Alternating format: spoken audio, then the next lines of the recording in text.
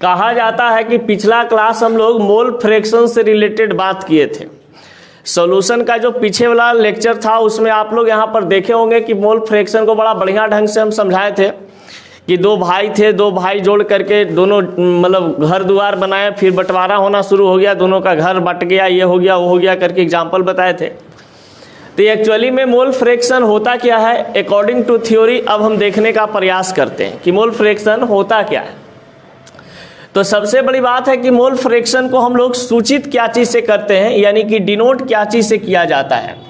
तो mole fraction को ये एक्स से डिनोट किया जाता है, यानी कटम कुटम जो होता है उसको हम लोग इंग्लिश में क्या कहते हैं, एक्स बोलते हैं, ठीक ना। और मैथ में इसको क्या बोला जाता है, कटिंग कुटिंग, समझ गए।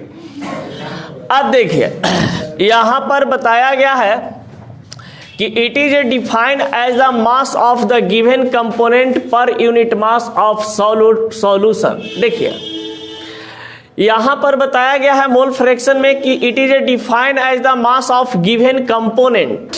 तो यहां पर जो वर्ड आया है कंपोनेंट, ये कंपोनेंट लागू होता है सॉल्यूट के लिए और एक सॉल्वेंट के लिए, क्योंकि आपको पता है कि सॉल्यूट प्लस सॉल्वेंट मिल करके ही आपका क्या चीज का फॉर्मेशन करता है, तो सॉल्यूशन का फॉर्मेशन करता है।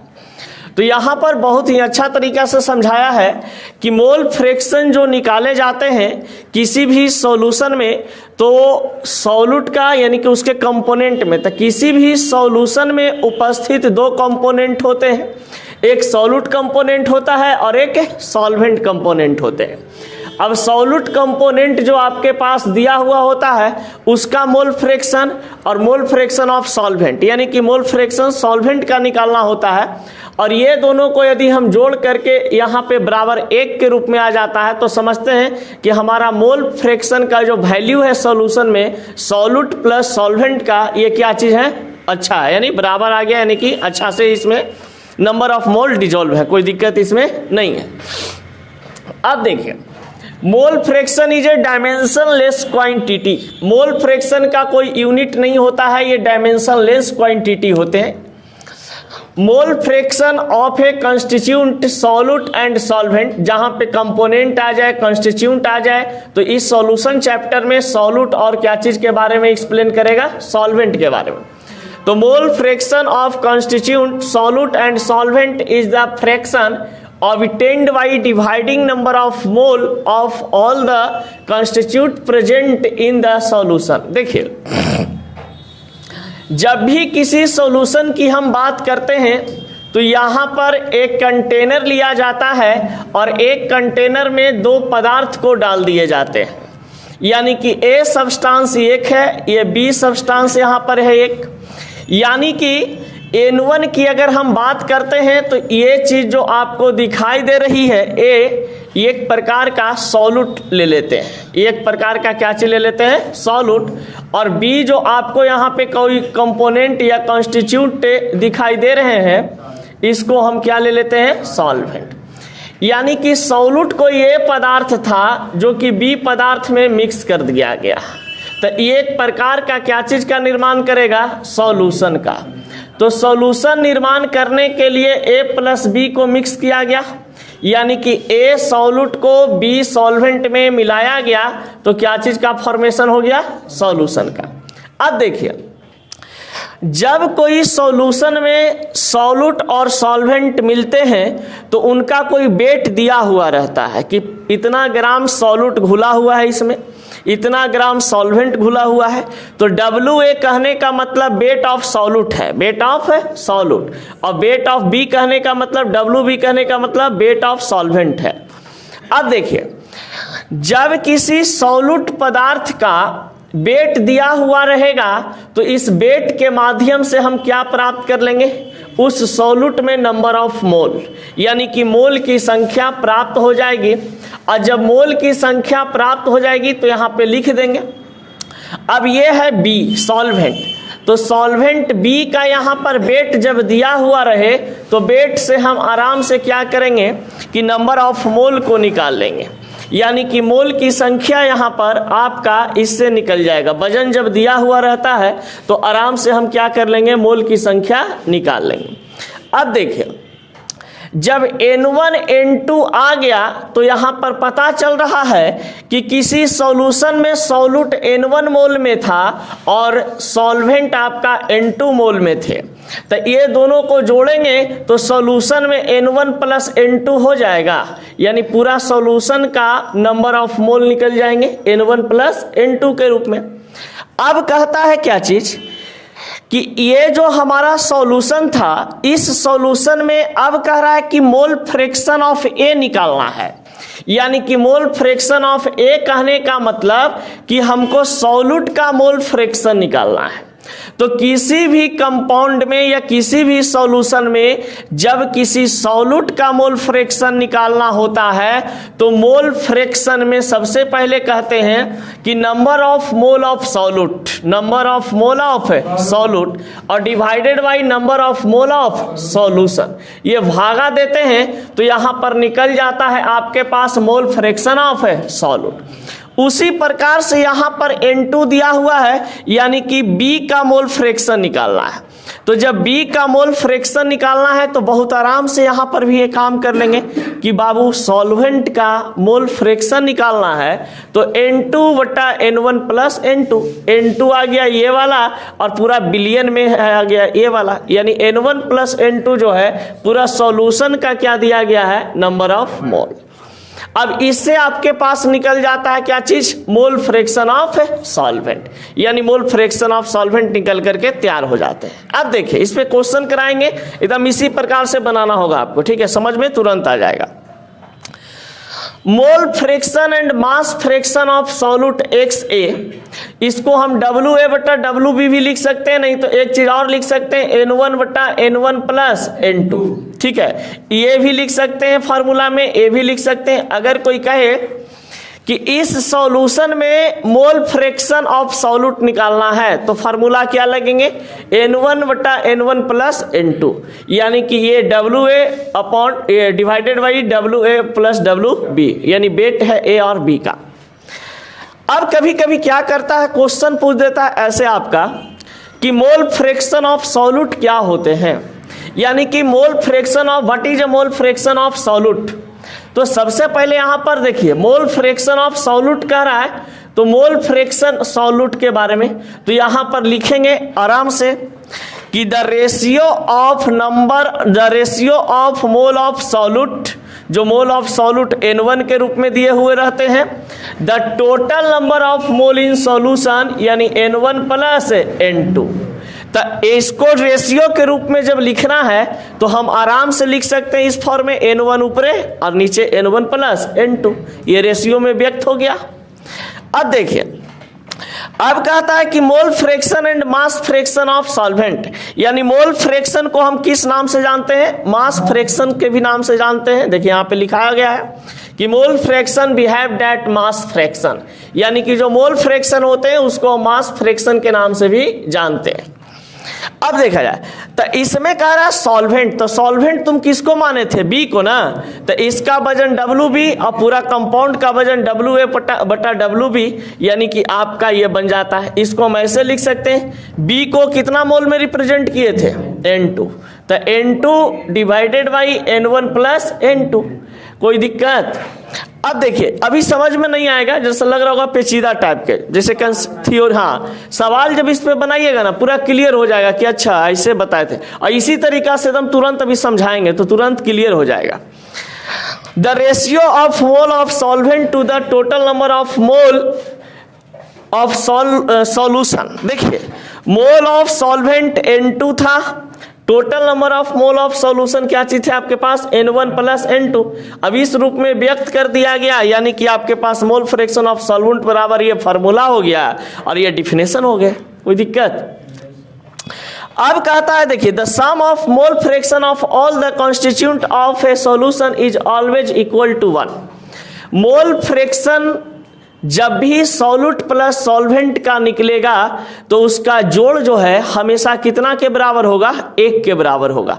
तो यहां पर यही चीज को लिखा है कि अगर आपके पास 1 2 दिया हुआ रहे फिर भी 1 रहेगा, 3 रहे फिर भी आपके पास 1 आएगा, 4 रहे फिर भी 1 आएगा। यानी कि जब हम x1 mole fraction A B C D E F G कितनों का आप निकालिए उसका वैल्यू जोड़ करके कितना आना चाहिए, 1 आना चाहिए। ये मोल फ्रैक्शन का रूल है प्रूव करने का। अब कहता है कि the relation between molality and mole fraction of solute. तो देखिए relation between molality and mole fraction of solute, कभी कभी क्वेश्चन जो है आपका डाल देता है कि मोल फ्रैक्शन, इसमें मोल फ्रैक्शन और मोलालिटी के बीच क्या संबंध है, इसका फॉर्मूला क्या होता है। तो एक्स सॉल्यूट यानी कि मोलालिटी बराबर ये चीज लिख देंगे m divided by m plus thousands वटा मोल वेट। समझ गया? इस तरीका से अगर हम लिखेंगे तो ये रिलेशन को दर्शा देता है, लेकिन बहुत कम क्वेश्चन इससे आपका 12th में आता है। इससे क्वेश्चन आपका जेईमेन या नीट वगैरह में ज्यादा पूछता है। ठीक है, तो जो आपका इंपॉर्टेंट चीज है वो ये वाला है। ठीक है, और ये सॉल्यूट ऑफ मोल फ्रैक्शन है ये वाला। ये 3 चीज आपको बोर्ड के लिए बहुत इंपॉर्टेंट हो जाता है। कोई दिक्कत है यहां तक? चलिए कुछ क्वेश्चन देखते हैं। देखिए मोल फ्रैक्शन से रिलेटेड यहां पे एकदम हल्का क्वेश्चन करवा रहे हैं, समझ गए? यानी कि बहुत ही नॉर्मल तरीका से। ये हो गया क्या?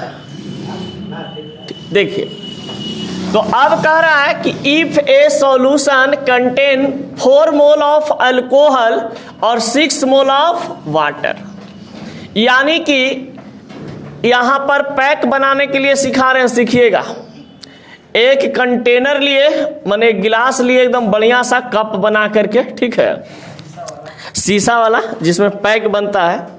अब इसमें क्या कर रहे हैं कि आप इसमें पानी पहले से डाले हुए थे दम गर्दा, समझ गए? अब यहां पर पानी जो आपके पास है H2O है और आपके पास अल्कोहल की बात कर रहा है। तो अल्कोहल, पीने वाला अल्कोहल क्या होता है? C2H5OH, जिसको हम लोग अंग्रेजी दारू कहते हैं। तो अंग्रेजी दारू का फॉर्मूला क्या होता है? C2H5OH। ये पीने योग्य दारू है, इसको पी सकते हैं, कोई दिक्कत नहीं है। लेकिन आजकल मुसहरी में महुआ ब्रांड मिलता है, वो पीजिएगा तो मेथनोइक एसिड होता है, उसको पीने से आपका लीवर किडनी सब आपका सब में कैंसर पकड़ सकता है। समझ गए? और कहा जाता है कि कभी कभी लीवर में आपका हार्ट अटैक भी आ सकता है वो पीजिएगा तो। अब हाँ कर रहा है गधा, लीवर में हार्ट अटैक आता रे कि हार्ट में हार्ट अटैक आता है। अच्छा तो देखिए, तो उसको करे लीवर में हार्ट अटैक आ सकता है तो करे हाँ सर। अब देखिए ये H2O है, यानी कि H2O कहने का मतलब जल, समझ गए? और C2H5OH जो है आपके पास, ये दिया हुआ है इथेनॉल। ये इथेनॉल एक प्रकार का क्या होता है? अल्कोहल होते हैं। और H2O को अंग्रेजी में क्या बोलते हैं? वाटर। और केमिस्ट्री में क्या बोलते हैं? एक्वा। केमिस्ट्री में क्या बोला जाता है? एक्वा। पानी को अंग्रेजी में वाटर कहते हैं, लेकिन केमिस्ट्री फॉर्म में एक्वा कहा जाता है। और एक्वा या वाटर का फॉर्मूला क्या होता है? H2O होते हैं। अब देखिए सर, हम लोग एक्वा का पानी पीते हैं।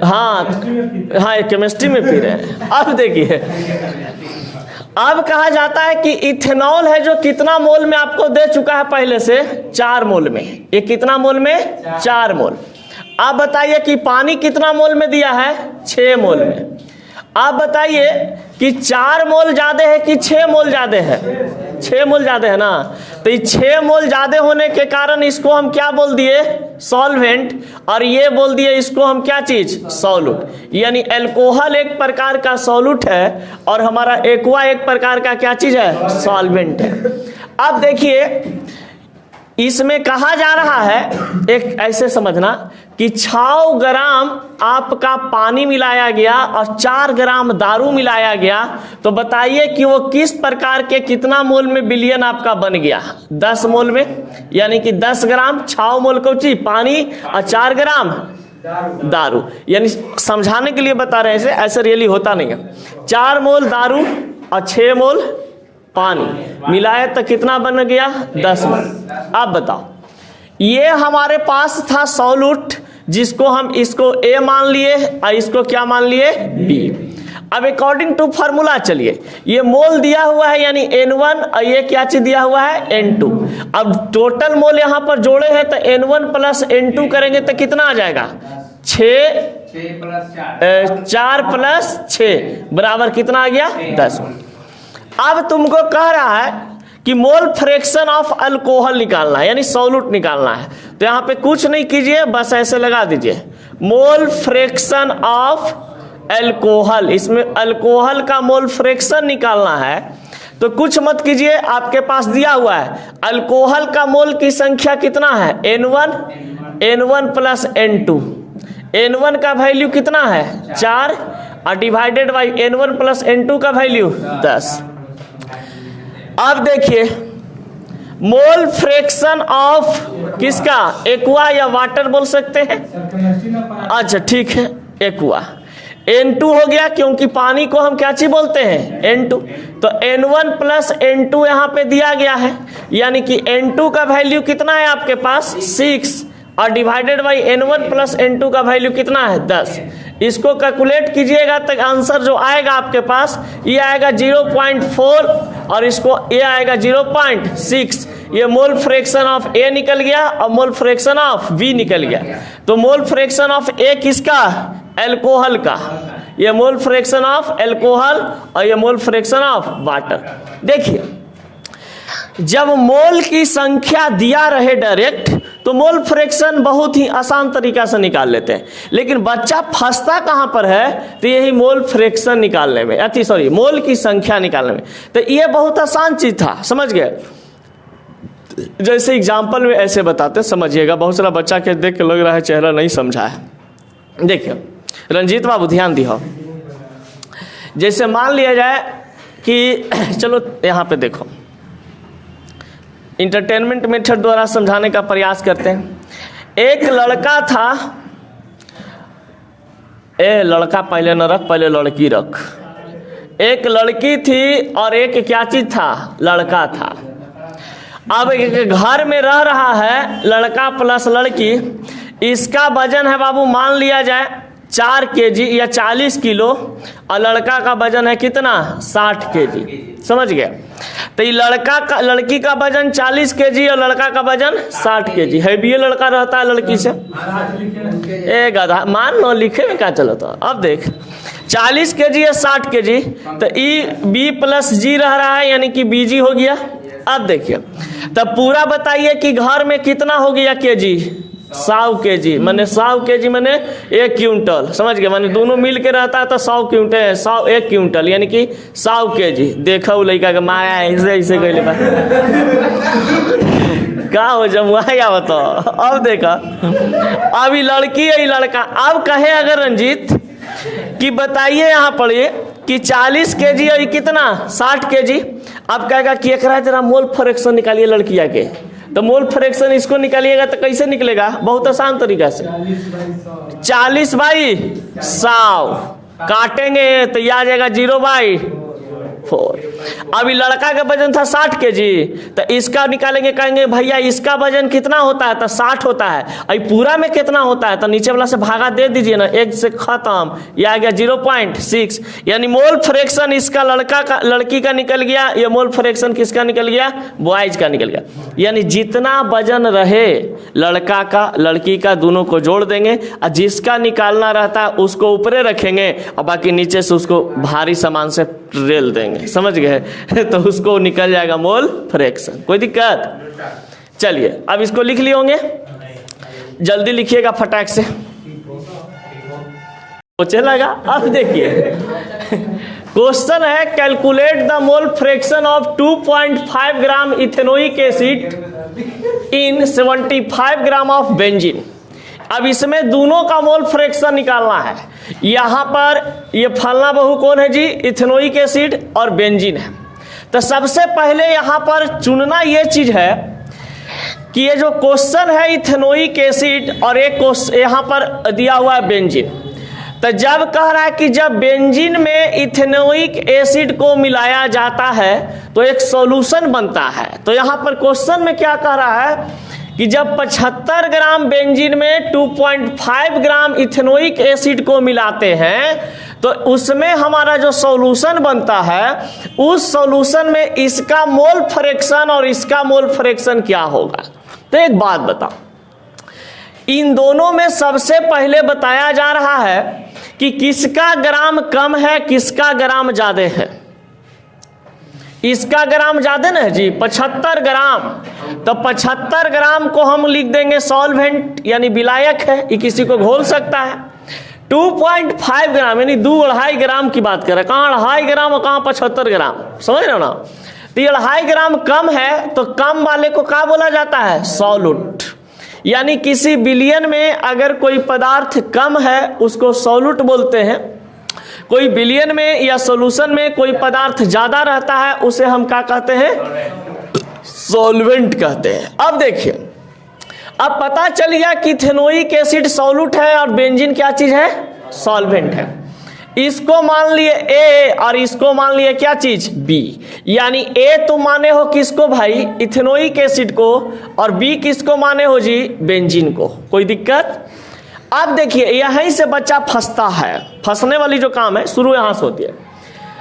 कहा जाता है कि मोल फ्रैक्शन निकालने के लिए सबसे पहले सॉल्यूट और सॉल्वेंट में मोल की संख्या निकाली जाती है। तो मोल की जो संख्या निकालना है, अब यहां पर कह रहा है क्या चीज कि 25 ग्राम इथेनोइक एसिड में मोल की संख्या बताएं। अगर ये निकल गया आपको तो कोई दिक्कतें नहीं है, यानी मोल की संख्या निकालना है। तो 2.5 ग्राम ई वाला है जो ऊपर लिखाता है 2.5 डिवाइडेड बाई इसका मॉलिक्यूलर मास है जो नीचे लिखाता है यहां पर। तो मॉलिक्यूलर मास CH3COOH का कितना हो जाएगा, अब निकालिए आप लोग। एक कार्बन का कितना होता है, 12 मल्टीप्लाई प्लस, हाइड्रोजन का कितना होता है, 1 मल्टीप्लाई 3, फिर 12 प्लस ऑक्सीजन के 16 ना होता है जी, तो 16 दूनी 32 प्लस 1, इसको जोड़िए 12 3 15, 15 12 37, 27, 27 1 28, 28 2 30, 30 30 60, यानी कि 60। तो इसका जो मॉलिक्यूलर वेट था, ये मोल वेट इसका हम लिख दिए यहां पर नीचे में। अब इसको कटिंग कुटिंग करोगे तो कितना आ जाएगा आंसर, जितना आएगा यहां पर इतना मोल के रिस्पेक्ट में आ जाएगा 0.041 मोल, यानी कि 2.5 ग्राम CH3COOH इथेनोइक एसिड में 0.041 मोल है। कोई दिक्कत। अब कह रहा है कि इस बेंजीन 75 ग्राम में आपको क्या निकालना है, नंबर ऑफ मोल निकालना है। तो नंबर ऑफ मोल निकालना है इसका, तो लिखेंगे 75। अब बेंजीन का कितना हो जाएगा, एक कार्बन का होता है 12 मल्टीप्लाई 6 और हाइड्रोजन का होता है 1 मल्टीप्लाई 6, तो 12 6 का 72 और प्लस 6 बराबर कितना 78। तो ये वाला आ गया C6H6 का 78, यहाँ पे 78, यानी कि बेंजीन का ये मॉलिक्यूलर वेट है। अब इसको भागा दोगे तो कितना आ रहा है पंकज, 0.96 मोल आ गया। अब बताओ, इसका मोल निकल गया, सॉल्यूट का मोल निकल गया, सॉल्यूट का मोल निकल गया, सॉल्वेंट का भी मोल निकल गया। अब कुछ करना है, कुछ नहीं। मोल fraction of ethanoic acid CH3COOH। अब बताओ, ये दोनों को जोड़ेंगे तो कितना आ जाएगा, मान लिया जाए ये N1 था, ये कितना आ गया N2, तो N1 प्लस N2 करेंगे, N1 प्लस N2 तो जोड़ेंगे तो कितना आएगा, जोड़िए इसको।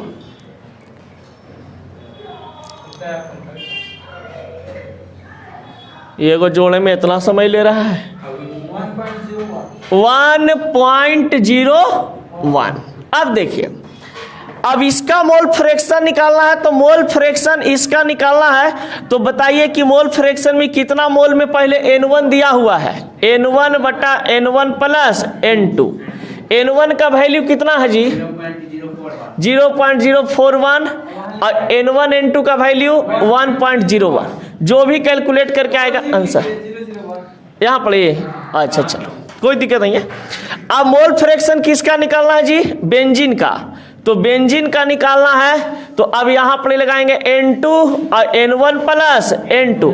N2 का वैल्यू कितना था 0.96 और डिवाइडेड बाई 1.001, जितना आएगा आपका आंसर। ये मोल फ्रैक्शन इसका निकल जाएगा, मोल फ्रैक्शन इसका निकल जाएगा। अब बोला गया 0.041 इसका आया कितना 0.041 0.041 इसका। हाँ तो कटेगा तो है ना।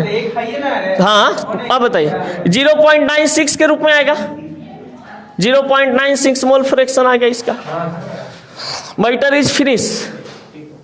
अब कहा जाता है सोलुबिलिटी क्या होता है। तो सोलुबिलिटी कहा जाता है कि सोलुबिलिटी एक प्रकार का पानी पानी होता है। सोलुबिलिटी क्या होता है, पानी पानी होता है। जैसे देखिए अभी जैसे मान लीजिए अभी खेसारी लाल इसमें चल रहा है पूरा पवन सिंह में, तब कौन पानी पानी होगा देखवे कीजिएगा, लास्ट में रिजल्ट निकलेगा। तो पानी पानी होने का मतलब सोलुबिलिटी का ऐसे है कि कोई लिक्विड में किसी चीज को, किसी ठोस पदार्थ को आप डालते हैं और वो बताइए पानी पानी हो जाता है कि नहीं हो जाता है। किसी लिक्विड में, कोई द्रव्य में, पानी में जैसे कि हम डाल दिए नमक को, समझ गए, तब पानी में नमक को डालें तो बेचारा नमक कुछ हो गया, पानी पानी हो गया, समझ गए न, मैंने सोलुबिलिटी का केस हो गया। अब जैसे पानी में हम डाल देते हैं चीनी को, तो बेचारा चीनी पता चलता है जी कि उसमें चीनी है, जब तक उसको थुथुनवा मिला के टेस्ट नहीं करते हैं। तो इसका मतलब साफ साफ है कि पानी पानी होने की प्रक्रिया को क्या कहते हैं, सोलुबिलिटी कहते हैं। अब देखिए एकदम बहुत ही सिंपल लॉजिक है इसका कि सोलुबिलिटी जो ये कंसेप्ट बताया गया है, इसके लिए बताया गया है कि जो सोलुबिलिटी होते हैं, अगर मान लिया जाए कि कोई हमारे पास सॉलिड है और उस सॉलिड को अगर लिक्विड में डाल रहे हैं और सॉलिड को जब लिक्विड में डाल रहे हैं तो ये सैचुरेटेड कंपाउंड बनाता है। यानी सैचुरेटेड कंपाउंड कहने का मतलब, ये सैचुरेटेड सॉल्यूशन कहने का मतलब कि पूर्ण रूप से घुल जाता है और पूर्ण रूप से घुलने के बाद एकदम लिक्विड जैसा बिहेवियर वाला कंपाउंड या सॉल्यूशन बना करके छोड़ देता है। तो ये सोलुबिलिटी जो देखा गया, ये एक्चुअली में बनाया गया सोलुबिलिटी किसके लिए, कि जब हम किसी सॉलिड को लिक्विड में डालते हैं तो सोलूबल होता है कि नहीं होता है। तो यही चीज बताने के लिए सोलुबिलिटी एक बताया गया आपका क्या चीज, टॉपिक बना करके। इसमें और कुछ इफेक्ट के भी बारे में बताया गया, ये सॉल्यूट पर निर्भर करता है, सॉल्वेंट पर निर्भर करता है, ये सभी चीज के बारे में बताया गया। अब कहता है हमारे पास कि सोलुबिलिटी जो आपके पास होता है, ये सोलुबिलिटी में सॉल्यूट और सॉल्वेंट आपके पास दिए हुए रहते हैं। तो सॉल्यूट जो है ये आपका मोल में दिया हुआ रहेगा या ग्राम में दिया हुआ रहेगा, या 10 ग्राम चीनी है 1 लीटर पानी में घोल दिए, अब वो सोलूबल होगा कि नहीं होगा, हो जाएगा। इसका मतलब ये सोलुबिलिटी के केस को दर्शाता है। कोई दिक्कत? अब जरा सा आते हैं यहाँ पर डिंग डोंग पर, मैंने जो लिखा हुआ थ्योरी उस पर। Solubility of a substance is its maximum that can be dissolve in the specific amount of solvent at a specific temperature. देखिए कहा जाता है कि सोलुबिलिटी एक ऐसी घटना है जो बताता है कि कोई सब्सटेंस जो होते हैं सॉल्यूट का, वो अगर किसी निश्चित अमाउंट पे हम किसी निश्चित अमाउंट वाले सॉल्वेंट में अगर डालते हैं और स्पेसिफिक टेम्परेचर देते हैं, यानी कि कांस्टेंट टेम्परेचर देते हैं, तो वो डिजोल्व हो जाता है। वो क्या हो जाता है? डिजोल्व हो जाते हैं। अब यही घटना को कहा जाता है क्या चीज? Solubility. It depends upon the nature of solute and the solvents as well as temperature and pressure, number of mole of solute dissolved in। देखिए पहले इसी लाइन को समझते हैं। It is a depend upon the nature of solute and solvent। अब कहता है कि जो सोलुबिलिटी का केस है, ये सोलुबिलिटी का केस कहा जाता है कि सॉल्यूट पर भी निर्भर करता है और सॉल्वेंट पर भी निर्भर करता है। जैसे देखिए कैसे, मान लिया जाए कि 1 लीटर तुम पानी लिए और 1 लीटर पानी में 10 ग्राम तुम बालू डाल रहे हो, तो 10 ग्राम बालू है जिसका ये भी एक प्रकार का सॉल्यूट ही है, लेकिन ये सॉल्यूट क्या सोलूबल होगा पानी में? नहीं होगा। तो अब नेचर पर डिपेंड करने लगा कि नहीं? सॉल्यूट के नेचर पर डिपेंड करने लगा। अब वही 10 ग्राम चीनी लेंगे तो 10 ग्राम चीनी पानी में क्या हो जाएगा? डिजोल्व हो जाएगा। इसका मतलब यह हुआ कि हमारा सॉल्यूट अगर डिफरेंट टाइप के रहे तो उनका सोलबिलिटी भी क्या होता है? अलग अलग होता है। अब देखो, जैसे कहा जाता है आपके पास कि 10 ग्राम या 20 ग्राम आप नमक लिए, ठीक है, और दूध में डाल दिए, समझ गए? तो दूध में आपका जो नमक है ये घुलने में आपका टाइम लेगा, समय लेगा, लेकिन पानी में ये जल्दी क्या हो जाता है? घुल जाएगा। तो अब सॉल्वेंट वहां पर दूध था, 1 लीटर दूध में 20 ग्राम आप नमक को डाल रहे थे, और वहां पे यहाँ पे कहा जा रहा है कि 20 ग्राम नमक को आप पानी में डाल रहे हैं, तो वहां पर सॉल्वेंट अलग अलग है। एक जगह दूध है सॉल्वेंट, तो एक जगह पानी है सॉल्वेंट, यानी 1 लीटर दूध 1 लीटर पानी, तो पानी में नमक क्या होता है? जल्दी डिजोल्व हो जाता है। अब देखिए, तो यही बात बोला है कि सोलबिलिटी जो है सॉल्यूट और सॉल्वेंट पर निर्भर करता है, साथ साथ टेम्परेचर और प्रेशर पर भी निर्भर करता है, साथ साथ टेम्परेचर और प्रेशर पर भी निर्भर करता है। तो देखिए, कहीं देखे होंगे, रंजीते के दुकान पर ले चलते हैं आपको, ठीक ना? अभी तो कहा जाता है कि रंजीत जैसे जिलेबी छानने के लिए चाशनी बना रहा है, जिलेबी को छान करके डुबोने के लिए चाशनी बना रहा है। अब उस चाशनी में क्या करेगा? सबसे पहले पानी गर्म करता होगा, पानी गर्म करने के बाद उसमें चीनी मिलाते जाता है, मिलाते जाता है। अब चीनी जब मिलाएगा उसमें, तो देखिएगा टेम्परेचर दिया जाता है, समझ गए? और टेम्परेचर जैसे ही देगा ज़्यादा, तो जितना टेम्परेचर देगा उतना ही सॉल्यूट चीनी को उसमें डिजोल्व होते चला जाएगा। यानी कि जो भी हमारा सोलबिलिटी का केस होता है, किसी चीज़ को घोलने की जो क्षमता होता है, वो किसी चीज़ का ज़्यादा तब हो सकता है जब उसमें हम क्या करेंगे? टेम्परेचर डालेंगे। जैसे समझना, घर में चाय बनाते होगे, तो चाय बनाने के दरमियान क्या करो कि दूध में तुम ऐसे 1 गिलास ठंडा दूध लो, उसमें 1 चम्मच तुम चीनी डालो। अब 1 चम्मच चीनी डालोगे तो उसको घुलने में 10 से 15 मिनट टाइम लगेंगे ठंडा दूध में, समझ गया? लेकिन 1 गर्म गिलास में गर्म दूध रखो, ठीक है, और उसमें तुम 1 चम्मच क्या चीज डालो? चीनी डालो। अब चीनी जैसे ही डालोगे तुरंत क्या हो जाएगा? डिजोल्व हो गया। इसमें इस गिलास में हीट नहीं था और इस गिलास में हीट था, यानी टेम्परेचर था, तो टेम्परेचर के प्रभाव से सोलबिलिटी की केस भी फास्ट होती है। सोलूबल जल्दी हो गया, इसमें सोलूबल कम हुआ, यानी धीरे धीरे टाइम लगा।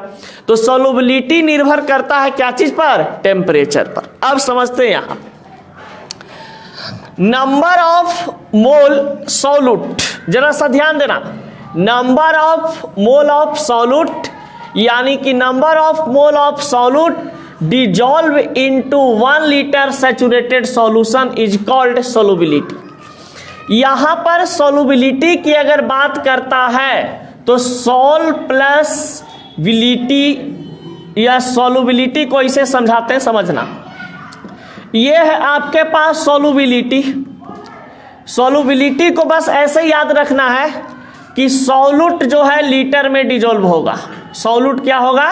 लीटर में डिजोल्व। ये सॉल्यूट है, तो जितना सॉल्यूट होंगे 1 लीटर में डिजोल्व होगा, 1 लीटर में डिजोल्व होगा, तो सॉल्यूट के पास मोल ऑफ सॉल्यूट होगा, तो मोल ऑफ सॉल्यूट जितना 1 लीटर में डिजोल्व होता है उस केस को हम क्या कहते हैं? सोलबिलिटी कहते हैं। कोई दिक्कत? अब देखिए, एस बराबर यानी सोलबिलिटी बराबर मोल पर लीटर, यानी कि जितना मोल दिए हुए रहते हैं सॉल्यूट का वो 1 लीटर में डिजोल्व हो जाता है, उसे हम कहते हैं क्या चीज? सोलबिलिटी। सोलबिलिटी एक प्रकार की फिनोमिना होती है, एक प्रकार की घटना होती है। ये बात हम लोग जानते हैं कि चीनी को जब दूध में डालेंगे तो घुलेगा ही, समझ गए? तो ये घटना है, जान रहे हैं? तो जो चीज हम जानते हैं उसको क्या कहा जाता है? घटना। जो चीज हम जान रहे हैं वो हमारे साथ हो गया, उसको हम क्या कहते हैं? घटना। और जो चीज़ हम नहीं जान रहे हैं अचानक हमारे साथ हो जाता है उसको कहते हैं क्या चीज़? दुर्घटना। समझ गए? जैसे मान लिया जाए कि रोड पर चल रहे हो और कोई ऐसा वैसा कुछ काम कर दिए और 2-4 जूता चप्पल कोई दे दिया, समझ गए, तो समझ लीजिए कि वो दुर्घटना हो गया। समझ गए कि ये तो गजबे हो गया। और मान लीजिए कि जिलेबी खा के रंजीते के दुकान से समोसा जिलेबी खा के निकले और तुम सोचे कि जिलेबी समोसा खा लिए पैसा नहीं देंगे, ठीक ना, और पकड़ लिया अचानक रंजीत, अरे कहाँ जाए थे आप, ने समझ गया, अब धर के डेंगाना शुरू कर दिया तो दुर्घटना आपके साथ हो गया। और अब जान रहे हैं कि जलेबी खा के चुप्पे से निकल जाएंगे और निकल गए तो आप घटना हो गया आपके साथ। समझ गए? यानी आप जो सोचे थे वो काम आप करके निकल गए तो घटना है। अब देखिए, अब कहा जाता है कि solubility define in term of gram litre. Solubility को डिफाइन किया जाता है क्या चीज में? ग्राम पर लीटर के रूप में। तो ग्राम पर लीटर कहने का मतलब कि 1 लीटर सॉल्वेंट में जितना सॉल्यूट का मोल ग्राम में होगा वो लीटर में जाकर के डिजोल्व हो जाएगा, उसी को कहते हैं कि सोलुबिलिटी का केस पता चल जाता है। फॉर्मूला ऑफ सोलुबिलिटी बराबर मोल लीटर मल्टीप्लाई मोल वेट, यानी सोलुबिलिटी का सूत्र होता है मोल पर लीटर मल्टीप्लाई मोल वेट। इस पे आपको क्वेश्चन भी कराया जाएगा। अब देखिए, effect of temperature on solubility. अब कहता है कि सोलुबिलिटी जो है इसको छोड़ो, अभी जरा सा ऊपर ही वाला के बढ़िया समझाते, इसको लिख लिया है और जो वीडियो से लिख रहे होंगे उसको स्क्रीनशॉट मार लीजिए, उसके बाद लिखते रहिएगा फ्रेश से, घरे बैठ के बाप दादा के साथ बैठ के देखते रहिएगा, लिखते रहिएगा। चलिए अभी चलने दीजिए, कोई दिक्कत नहीं है। देखिए सोलुबिलिटी जरा समझते हैं, बिना डायग्राम के तो हमको पढ़ाए मने नहीं लगता है, इसमें खाली बकैती कर रहे थे तो एकदम लग रहा है कि कुछ छूट रहा है, समझ गए। तो जरा सा सोलुबिलिटी को डायग्राम के माध्यम से समझाने का प्रयास करते हैं, अब बाकी कुछ नहीं है। देखिए यहां पर कहता है सोलुबिलिटी क्या चीज। अगर तुमसे कोई कहे बाबू की सोलुबिलिटी क्यों बनाया गया, तो एकदम कहना पानी पानी होने के लिए समझ गया। यानी कि अगर कोई कंटेनर हमारे पास है तो इस कंटेनर में पहले से पानी डाले हुए हैं। क्या चीज डाले हुए हैं? पानी। यानी कि ये हमारे पास क्या चीज है? लिक्विड। अब इस लिक्विड में हम क्या डाल रहे हैं? कोई सॉलिड। लिक्विड में क्या चीज डाल रहे हैं? सॉलिड। यानी कि लिक्विड में सॉलिड को घोलने की जो प्रक्रिया है उसे हम क्या कहते हैं? सोलुबिलिटी कहते हैं। तो अब देखिए, ये सॉलिड जो है, ये सॉलिड आपके पास सॉल्यूट होता है। सॉलिड क्या होता है? सॉल्यूट होता है। और ये जो लिक्विड आपके पास दिए रहते हैं ये एक प्रकार का क्या चीज होता है? सॉल्वेंट। और ये लिक्विड हमेशा रहेगा क्या चीज के रूप में? 1 लीटर के रूप में। कितना लीटर के रूप में? 1 लीटर के रूप में।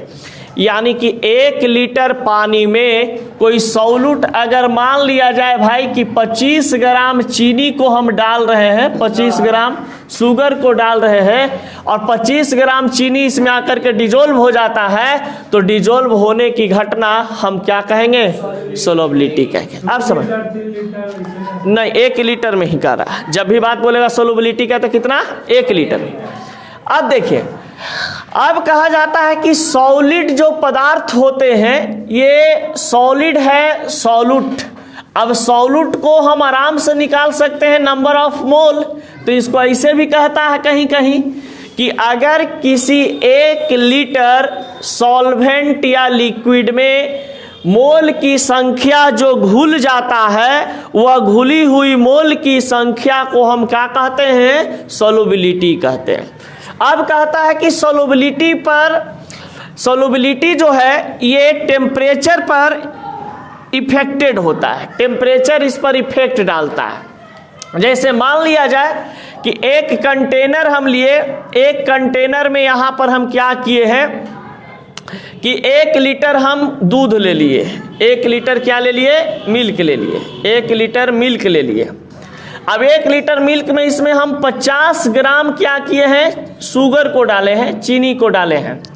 तो ये जो आपके पास शुगर है ये सॉल्यूट है और 1 लीटर मिल्क है जो एक प्रकार का आपके पास क्या चीज है, सॉल्वेंट है।